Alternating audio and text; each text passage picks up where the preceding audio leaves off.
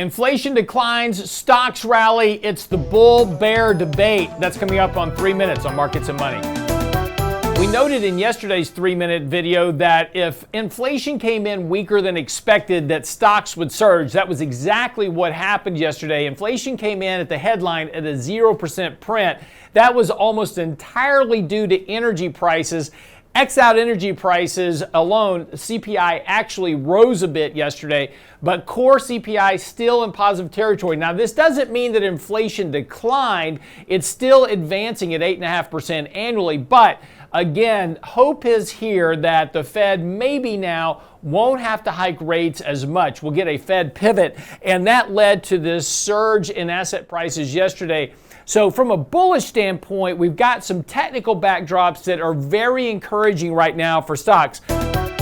First of all, we did break above this previous resistance line that markets have been dealing with back in May and June. Broke above that. That's also above the 100-day moving average.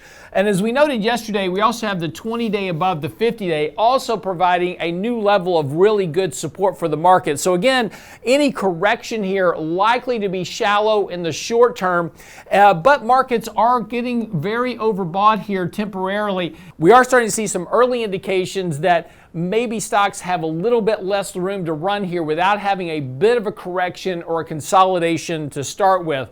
The good news here also is that we have retraced 50% of the decline. And now, historically speaking, whenever the market retraces the 50% of the previous decline, a rally to all-time highs ultimately is not out of the question. So the rally here, based on the expectations, the Fed may be closer to done, we might be closer to an easing cycle, is certainly giving some lift to the markets. That's the bullish case right now for stocks. The bearish case remains the Fed.